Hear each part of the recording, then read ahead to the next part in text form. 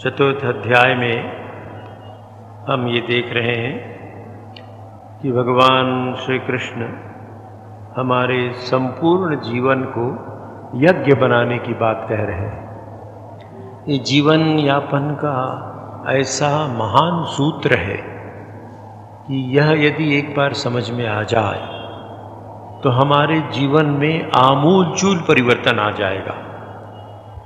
आध्यात्मिक जीवन में एक विशेष बात की ओर हमें ध्यान देना चाहिए और वो ये है कि आध्यात्मिक जीवन में पहले हमें अपने विचारों में परिवर्तन करना पड़ता है। जब तक चेतना में परिवर्तन नहीं होगा, विचार में परिवर्तन नहीं होगा, बाहर की आध्यात्मिक क्रियाएं, तथाकथित आध्यात्मिक या धार्मिक क्रियाएं हमें अधिक सहायक नहीं हो सकेंगी। इस भ्रांति से उबर जाना बहुत आवश्यक है। कई बार ऐसा होता है, अभी कुछ प्रसंग आए इन्हीं दिनों कि उस रविवार से इस रविवार के बीच में कुछ ऐसे लोग आए, कुछ लोगों की ऐसी धारणा और होता है कि हम तो इतनी बार अमुक मंदिर में जाते हैं, इस तीर्थ में गए, सब तीर्थों में घूम कर आ गए और दान पुण्य किया, जो जो व्यवस्था आदि बताई गई सब कुछ किया, पर हमारे जीवन में कोई परिवर्तन या मन में कोई परिवर्तन नहीं या मन में शांति नहीं। और एक तीर्थ में गए तो पंडों की दुष्टता दिखी, दूसरी जगह गए तो कोई दूसरा दोष दिखा, इस प्रकार की बातें। तो ये श्री रामकृष्ण देव कहा करते थे, साधु का कमंडल सारी दुनिया सारे तीर्थों में घूम के आता है साधु के साथ, पर वो कड़ुआ का कड़ुआ रह जाता है। कड़ुए लौकी से भी एक कमंडल साधु लोग बनाते हैं। तो इसी प्रकार हम तथाकथित धार्मिक कृत्य करते रहें, यज्ञ अनुष्ठान करते रहें या इस तरह बहुत से तीर्थों में जाकर दान पुण्य आदि करते रहें और हमारे विचारों में परिवर्तन ना आए। यदि हम अपने जीवन में संसार के प्रेम करें, संसार का पोषण कर रहे हैं और तीर्थों में भ्रमण कर रहे हैं, तो उससे क्या होगा? जब तक हमें ऐसा न लगे कि इस संसार से मिलने वाले सुखों की सीमा है, इससे अधिक सुख मिल नहीं सकता है। इंद्रियों के माध्यम से, मन और इंद्रियों के संयोग से जो सुख संसार में मिला है, वह सुख अब इससे अधिक नहीं है। इसलिए जीवन में उन सुखों के द्वारा शांति नहीं मिल सकती। इसका अनुभव बहुत बार उम्र हो जाने पर होता है, किंतु बौद्धिक अनुभव होता है, मन में फिर वही आशा रहती है। कितने ऐसे बड़ी उम्र के लोग भी मेरे पास कई बार आते हैं, आप लोगों से मिलते, वही एक चर्चा, ऐसा क्यों नहीं होता, वैसा क्यों नहीं होता। पिछली स्मृतियाँ, जीवन में इतने दुख हुए, सुख हुए, जो इसी जीवन के गत वर्षों की स्मृतियाँ और उसके कारण मन में जो क्षोभ, मन में जो प्रतिशोध, उसी की चर्चा। तो उससे क्या लाभ होगा? तो आध्यात्मिक जीवन बिताने के लिए मन को न्यूनतम मात्रा में शांत करने के लिए, इसी जीवन में शांति का थोड़ा अनुभव करने के लिए, कम से कम सुख का अनुभव करने के लिए पहले ये विचारों में परिवर्तन अत्यंत आवश्यक है। हमारे जीवन में जो सारे कर्म हो रहे हैं, उन कर्मों को यज्ञ बनाने की बात भगवान कृष्ण ने कही। यज्ञार्थ कर्मणो अन्यत्र लोको अयम कर्म बंधना। और इसमें भी भगवान कुछ 13-14 यज्ञों की चर्चा करते हुए संपूर्ण जीवन को यज्ञमय बनाने की बात कह रहे हैं। किंतु जीवन को यज्ञमय बनाने के लिए हमारे पास यज्ञ की दृष्टि चाहिए, यज्ञ का भाव चाहिए। यदि हमारे हृदय में यज्ञ का भाव नहीं है और हम तथाकथित आहुति देकर कुंड में यज्ञ कर रहे हैं, उस यज्ञ से कुछ विशेष लाभ नहीं होगा। थोड़ा बहुत पुण्य अर्जित हो जाए तो हो जाए, उसकी भी संभावना कम है, क्योंकि उसमें भी मन नहीं है। आध्यात्मिक दृष्टि से कुछ लाभ नहीं होगा। आध्यात्मिक दृष्टि से तो लाभ तभी होगा कि हम यज्ञ की भावना अपने हृदय में उत्पन्न करें, उसको पुष्ट करें। यज्ञ क्या है, पिछली बार भी सरल शब्दों में ये चर्चा हुई थी। वैसे आचार्य लोग बताते हैं इज्जते क्रियते इति यज्ञ, जो कुछ किया जाए वो यज्ञ है। किंतु व्यवहारिक दृष्टि से जब हम विचार करते हैं तो यज्ञ का एक ही अर्थ है, और वो अर्थ ये है कि व्यक्ति पूर्णतः निस्वार्थ कर्म करता है। उसका कोई व्यक्तिगत स्वार्थ नहीं है, न तो वो यह लोक में कोई नाम यश पुण्य धन आदि चाहता है और न परलोक में स्वर्ग आदि चाहता है। वो निस्वार्थ बुद्धि से लोक कल्याणार्थ, मैं जिससे अपना कल्याण कर सकूं और दूसरों का कल्याण हो सके ऐसे कर्म करूं। घर संसार व्यापार व्यवसाय नौकरी चाकरी सब कुछ जो भी हम करते हैं, इज्जते क्रियते इति यज्ञ है। जो भी कर्म हमारे जीवन में होता है उस कर्म को हम यज्ञ बना सकते हैं यदि उस कर्म के पीछे लोक कल्याण की कामना हो, निस्वार्थ होने की कामना हो। मेरे जीवन के आवश्यकताओं की पूर्ति प्रभु कर रहे हैं, मेरे प्रारब्ध के अनुसार मुझे जो कुछ मिला है वो मिल रहा है, अच्छी बात है। अब जो कुछ मुझे मिला है उसके द्वारा मैं कैसे लोक कल्याण कर सकता हूँ, किस प्रकार स्वार्थ को कम कर सकता हूँ। इसीलिए पिछली बार 27वें श्लोक की जो चर्चा हो रही थी उसमें 2 शब्द हैं जिन पर थोड़ी चर्चा हो पाई थी। आत्मसंयम योगाग्नौ जुह्वति ज्ञान दीपिते। एक भक्त, एक योगी साधक आत्मसंयम रूपी अग्नि में, योग की अग्नि में सब कुछ समर्पण कर देता है। ज्ञान दीप्तिये, ज्ञान दीपिते, ज्ञान से दीप्त, ज्ञान से प्रज्वलित ऐसा आत्मसंयम रूपी यज्ञ। तो जब तक हमारे जीवन में ये ज्ञान प्रधान नहीं होगा, बुद्धि हमारी विचार पूर्वक इस बात को सोचकर हृदय हमारा स्वीकार नहीं करेगा, तब तक हमारे जीवन के कर्म यज्ञ नहीं बन सकेंगे। तो जीवन में जो भी यज्ञ हम कर रहे हैं, 13-14 प्रकार के जिन यज्ञों की चर्चा इस अध्याय में भगवान ने की, और जीवन के विभिन्न जो दूसरे कर्म हम करते हैं, उन सब कर्मों के मूल में आप ये ध्यान रखें, आत्मसंयम परम आवश्यक है।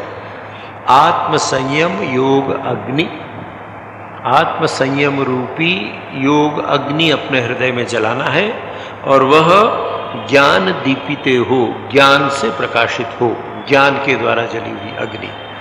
अब इसके 2 पक्ष हैं, क्योंकि इसके पश्चात ही 28वें श्लोक पर जिसमें आज हम चर्चा करेंगे उसमें जो भगवान कह रहे हैं उसके लिए ये ज्ञान प्रदीप्त आत्मसंयम परम आवश्यक है। 28वें में भगवान क्या कह रहे हैं? द्रव्य यज्ञा तपो यज्ञा योग यज्ञा तथा अपरे स्वाध्याय ज्ञान यज्ञा च यतयः संशित व्रता। इसमें भगवान ने यज्ञ इसी एक श्लोक में द्रव्य यज्ञ 1, तपो यज्ञ 2, योग यज्ञ 3, संशित व्रता जो अहिंसादि व्रत करने वाले लोग हैं 4, और स्वाध्याय ज्ञान के 5 प्रकार के यज्ञ इस एक श्लोक में भगवान ने बताए। किंतु इन 5 यज्ञों की भूमिका, इन 5 व्यवहारों को जीवन में आचरण में लाने के, इन 5 प्रकार के यज्ञों का पालन करने के लिए आत्मसंयम योग अग्नि परम आवश्यक है, और वह भी ज्ञान द्वारा प्रदीप्त।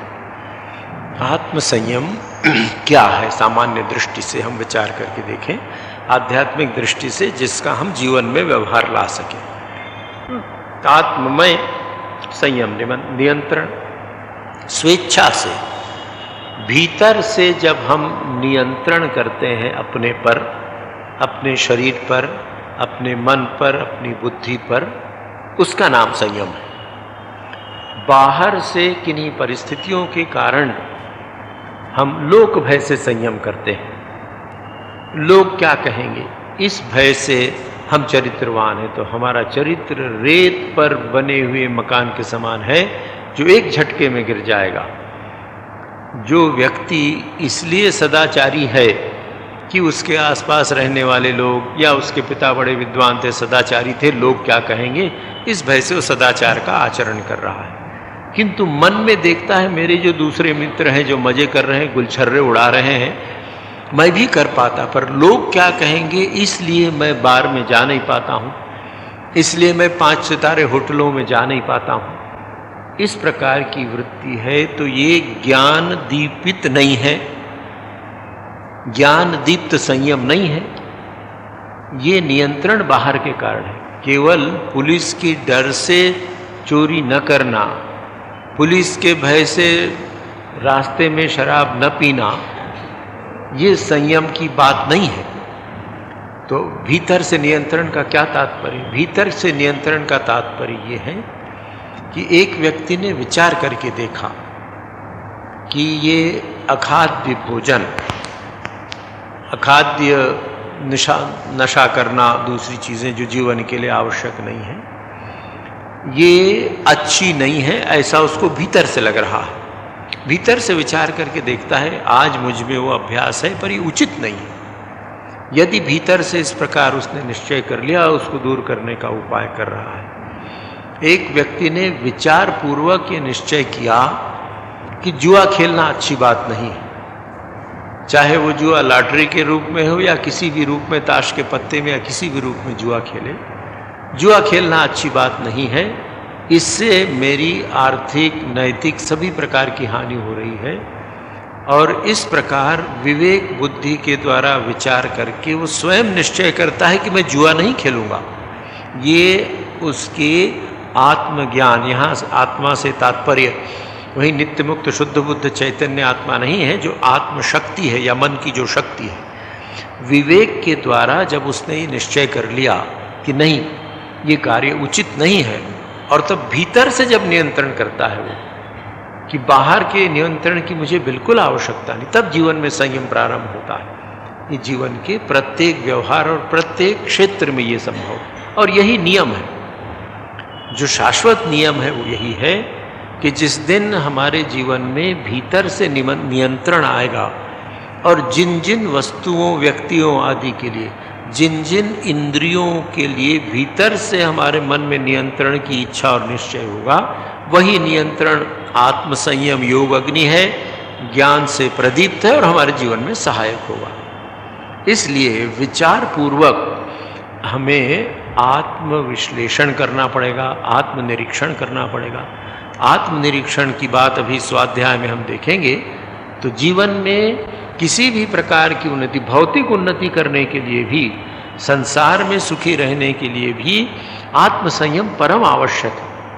आप विचार करके देखें, आपसे मेरा तात्पर्य किसी व्यक्ति विशेष से नहीं है, सभी लोग, जिन व्यक्तियों के जीवन में, जिन दंपतियों के जीवन में, स्त्री हो, पुरुष हो, लड़का हो, लड़की हो, आत्मनियंत्रण नहीं है, क्रोध को रोक नहीं पाते हैं, अपनी जिह्वा पर कोई उनका नियंत्रण नहीं है, अपने भावनाओं पर नियंत्रण नहीं है, उनका जीवन सुखी है क्या? नहीं है। आप एक व्यवसायी हैं, दुकान चला रहे हैं, बहुत अच्छी दुकान चलाते हैं। अब व्यवसाय यदि क्रोधित हो जाए, क्रोधी स्वभाव का हो, तो थोड़े दिनों में उसके दुकान में ग्राहक आना बंद हो जाएंगे, उसका व्यवसाय नहीं चलेगा। दाम्पत्य जीवन में परस्पर अगर सहने की भावना नहीं है, एक दूसरे से कटु वचन बोलते हैं या एक दूसरे को सहना नहीं चाहते हैं, तो दरार पड़ जाएगी, जीवन कटु हो जाएगा। तो कहीं भी आप देखें, जीवन में आत्मसंयम परम आवश्यक है। अब इस आत्मसंयम को लेकर आध्यात्मिक जीवन में तो कहना ही नहीं है। इस ज्ञान प्रदीप्त आत्मसंयम का आश्रय लेकर हमको क्या करना है? द्रव्य यज्ञाः, भगवान कहते हैं दूसरे कुछ लोग द्रव्य यज्ञ के द्वारा अपना जीवन यापन करते हैं। द्रव्य यज्ञ के द्वारा भी व्यक्ति उसी स्थिति को प्राप्त कर सकता है जो एक व्यक्ति ज्ञान यज्ञ से करता है, अर्थात आत्म साक्षात्कार या ईश्वर प्राप्ति द्रव्य यज्ञ के द्वारा ही हो सकती है। द्रव्य से यहाँ तात्पर्य केवल धन से नहीं है, रुपए पैसे से नहीं है। जो कुछ भी हमारे पास है वो हमारा द्रव्य है। धन संपत्ति तो द्रव्य है ही। एक व्यक्ति किसी विषय विशेष में निपुण है, गणित शास्त्र में निपुण है, भौतिक शास्त्र में निपुण है, भाषा शास्त्र में निपुण है, वो उसका द्रव्य है। उसके पास वो विशेष धन है, विद्या का धन है। एक व्यक्ति संगीतकार है, संगीत में निपुण है, वो उसका धन है।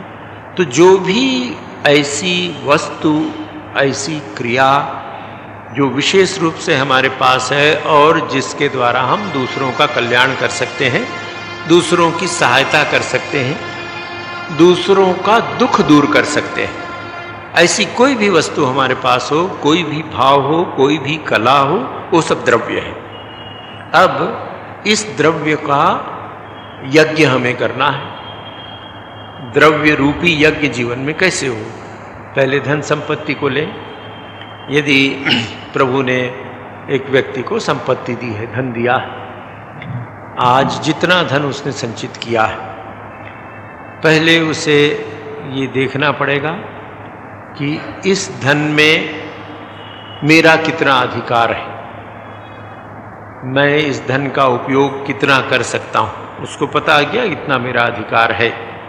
अब जब उसको निश्चित रूप से पता हो गया कि मेरे पास इतना धन है और इसका मैं चाहे जैसा उपयोग कर सकता हूँ, तो तुरंत, क्योंकि आत्म संयम रूपी योग अग्नि उसने जला कर रखा है, अपने मन में विचार करेगा कि अब मुझे द्रव्य यज्ञ करना है। तो द्रव्य यज्ञ में सबसे पहले मुझे स्वार्थ का त्याग करना है। तो अपनी आवश्यकताओं की पूर्ति के लिए जितना धन चाहिए उतना मैं अवश्य व्यय करूंगा और विलासिता से बचूंगा। संपन्न, धन संपन्न व्यक्ति विलासिता से बचे बिना द्रव्य यज्ञ नहीं कर सकता है। द्रव्य दे सकता है, दान दे सकता है, करोड़ों की संपत्ति उसके पास है, तो एक और विलासिता पूर्ण जीवन और दूसरी ओर बड़ा दान भी दिया, 1 करोड़ रुपया का दान भी कर दिया कि चलो ये गुजरात रिलीफ में दे दिया, या रामकृष्ण मिशन को रायपुर में बच्चों को पढ़ाने के लिए स्कूल बनाने कुछ करने को दे दिया, और उसके बाद भी इतनी संपत्ति बची है जिससे वो विलासितापूर्ण जीवन व्यतीत कर सकता और कर रहा है। तो आत्म संयम नहीं है उसके जीवन में। जिस व्यक्ति के जीवन में आत्म संयम नहीं है, उसके द्वारा दिया गया ये दान द्रव्य यज्ञ नहीं हुआ। थोड़ी सी उसको सहायता, थोड़ी साधना, थोड़ा लाभ मिल गया, दान देने का थोड़ा पुण्य मिला, किंतु आध्यात्मिक जीवन में लाभ नहीं होगा। तो द्रव्य यज्ञ की पहली शर्त, जहाँ तक धन संपत्ति का संपर्क है, तो ईश्वर ने जिनको धन संपत्ति दी है उनको ये विचार करके देखना है कि ईश्वर ने जो धन संपत्ति हमको दी है उसके हम मालिक नहीं हैं, उसके हम ट्रस्टी हैं। कितने के मालिक हैं? कितनी संपत्ति आपके पास होगी? आपके पास जितनी संपत्ति है उसकी तुलना में छत्तीसगढ़ सरकार के पास बहुत ज़्यादा संपत्ति है। छत्तीसगढ़ सरकार की तुलना में भारत सरकार के पास उससे बड़ी संपत्ति है। भारत की तुलना में अमेरिका के पास बड़ी संपत्ति है, और जो पृथ्वी का मालिक है उसकी तुलना में अमेरिका की संपत्ति कोई संपत्ति है? अरे बाबा, जो सूर्य चंद्र विश्व ब्रह्मांड का मालिक है उसके सामने हमारे धन का क्या महत्व है? ये ज्ञान दीप्ति, ज्ञान से प्रकाशित चेतना है कि ठीक, तो मैं अपने को बड़ा धनवान सोचता हूं, क्या है मेरे पास? जो विश्व ब्रह्मांड का स्वामी है, कुबेर की तुलना में मेरे धन का क्या मूल्य है? तो उसको बात समझ में आई कि जो धन मुझे ईश्वर ने दिया है उसका मैं ट्रस्टी हूँ। ये द्रव्य यज्ञ करना हो तो पहली बात उसके मन में ये निश्चय हो गई कि मैं इस धन का मालिक नहीं हूँ। जो अपने आप को धन का स्वामी समझेगा, उसके द्वारा किया हुआ यज्ञ, उसके द्वारा की गई सेवा, वह अहंकार समर्पित होगी, ईश्वर समर्पित हो नहीं सकती है। और जो सेवा ईश्वर समर्पित नहीं है वो कभी यज्ञ हो नहीं सकता है। इसलिए ये मेरे कर्म अहंकार समर्पित है या ईश्वर समर्पित है? इससे अहंकार की पूर्ति हो रही। मैंने 1 करोड़ का दान रामकृष्ण मिशन रायपुर को दिया, और दूसरी ओर और संपत्ति मेरे पास है, इसलिए उस प्रकार का विलासितापूर्ण जीवन बिता रहा हूं, तो मेरे अहंकार की पूर्ति हुई। एक व्यक्ति है, ऐसे कुछ लोग हैं, बहुत सामान्य वेतन मिलता है, उन्होंने निश्चय कर लिया है कि हम 100 रुपये महीने आश्रम के अस्पताल को देंगे, वर्षों देते रहे। ऐसे कितने भक्त लोग हैं। जब यहाँ ये पुस्तक विक्रय केंद्र के निर्माण का काम चलता था, वो मित्र यहीं बैठे हुए, वो प्रायः 500 रुपये का एक चेक भेज दिया करते थे, और उसमें उनको कुछ कष्ट करना पड़ता था, अपने खर्च में कटौती करनी पड़ती थी, और तब वो भेजते थे। तो देखिए यहाँ, और गुप्त रूप से कहते थे महाराज हमको इसकी रसीद भी नहीं चाहिए, पर हम रखते हैं। तो जो दान, जो सेवा ईश्वर समर्पित है वो यज्ञ है, और जो दान, जो सेवा, जो कर्म अहंकार समर्पित है वो अयज्ञ है, यज्ञ नहीं है। तो द्रव्य यज्ञ में पहले हमें अहंकार के विसर्जन का प्रयत्न करना पड़ेगा कि हम इसके मालिक नहीं। अब जो द्रव्य आपके पास है, रुपए पैसे धन संपत्ति रूपी द्रव्य से जो सेवा हो कर रहे हैं, पर ये निम्नतम सेवा है। उच्चतम सेवा तो, और जो हमारे पास दूसरे गुण हैं, एक व्यक्ति विद्या संपन्न है, वो 10 विद्यार्थियों को, 2 विद्यार्थियों को निःशुल्क पढ़ाता है कि देखो बेटा मैं तुम्हें गणित पढ़ा सकता हूँ, तुम्हें विज्ञान पढ़ा सकता हूँ, तुम्हें अंग्रेजी पढ़ा सकता हूँ, तुम पढ़कर भविष्य में अपना जीवन बना सकते हो, मुझे कुछ नहीं चाहिए, उसके बदले में मुझे कुछ नहीं चाहिए, केवल तुम्हारा जीवन ठीक बन जाए। उस व्यक्ति के पास पैसा नहीं है, उस विद्यार्थी को वो 2 पैसे नहीं दे सकता है, पर अपने इस द्रव्य के द्वारा, ज्ञान द्रव्य के द्वारा विद्यार्थी का जीवन बनाने में सहायक हो रहा है। ये द्रव्य यज्ञ है। इस द्रव्य यज्ञ के द्वारा वो तो जो भी गुण हमारे पास है उसके द्वारा यदि हम लोक कल्याण की कामना से करते हैं और बदले में कुछ नहीं चाहते हैं तो हमारा जीवन यज्ञमय है, और इसलिए इस यज्ञ के द्वारा हम उस परम सत्ता को प्राप्त कर लेंगे। फिर भगवान कहते हैं कि दूसरे लोग तपोयज्ञ, तप यज्ञ के द्वारा अपना जीवन व्यतीत करते हैं या तप यज्ञ करते हैं। तप यज्ञ करने वाले लोग भी एक न एक दिन उस ईश्वर के पास पहुंच जाएंगे या आत्म साक्षात्कार कर लेंगे। अब ये तप यज्ञ क्या है? संसार में कुछ भी प्राप्त करना हो तो तपस्या करनी पड़ती है।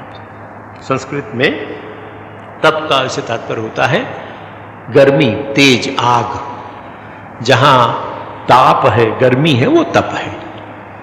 तो तप के द्वारा जीवन में शुद्धि आती है।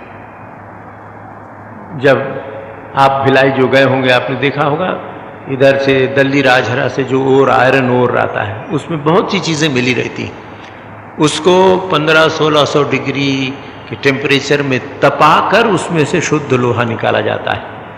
सोना जब खदान से निकलता है तो उसमें बहुत सी चीज़ें मिली होती हैं, उसको तपाकर उसको शुद्ध किया जा सकता है और शुद्ध किया जाता है। जीवन को शुद्ध करने के लिए, जीवन को उन्नत करने के लिए, बिना शुद्ध हुए बिना जीवन कभी उन्नत नहीं हो सकता है। जीवन की उन्नति अगर सभी रूप में जीवन का अगर विकास करना हो, आत्म विकास करना हो, तो जीवन को शुद्ध करना आवश्यक है। स्वामी विवेकानंद जी ने एक जगह कहा है, प्योरिटी इज पावर, पवित्रता ही शक्ति है। तो जीवन को शुद्ध और पवित्र करना पड़ेगा। जीवन शुद्ध और पवित्र होता है तपस्या के द्वारा। अब इस तपस्या के संबंध में बड़ी विचित्र धारणाएं। कुछ लोग सोचते हैं, आपने देखा भी होगा, मैंने एक बार एक मेले में एक व्यक्ति को देखा था, वो लगभग 12 साल से खड़े रहने का तप कर रहे थे। तो समाप्त होने वाला था, कुछ महीने बचे थे जब मैंने उन्हें देखा। तो उनके पैर हाथी के से मोटे मोटे फूल गए थे, एक झूला जैसा बंधा रहता था, उसमें हाथ टेक के वो खड़े रहते थे और सारी प्रक्रिया उनकी खड़े खड़े ही होती थी। अब वो जिस आशा से करते रहे होंगे, उनको उस प्रकार की सिद्धि शायद मिल जाए, किंतु आध्यात्मिक दृष्टि से लाभ नहीं होगा। बिलासपुर जाते समय आप लोगों में से किसी ने देखा होगा, मैंने कई बार देखा, एक व्यक्ति एक पैर से खड़े होकर घंटों जप करते रहते थे। वो एक तप है, उसमें बुराई का प्रश्न नहीं, मूल प्रश्न यहाँ है कि हम आध्यात्मिक उन्नति चाहते हैं। तो विभिन्न प्रकार के शारीरिक कष्टों से अगर हम सोचते हैं कि हमारी कोई आध्यात्मिक उन्नति होगी तो ये भ्रांति है। इस प्रकार के प्रयोग कुछ संप्रदायों में, पाश्चात्य जगत में, विशेषकर मिडिल एज में 15वीं शताब्दी से लेकर 19वीं शताब्दी 18वीं शताब्दी तक बहुत से ऐसे संप्रदाय, क्रिश्चियन संप्रदाय हुए जिनकी ऐसी धारणा थी, अपने शरीर में कोड़े मारते थे, मच्छर कटवाते थे। तो ये शारीरिक पीड़ा तप नहीं है। तप क्या है? तप है दूसरे किसी जीव का कल्याण करने के लिए आनंद पूर्वक सभी प्रकार के कष्टों को सह लेना, स्वीकार कर लेना, इसका नाम तप है।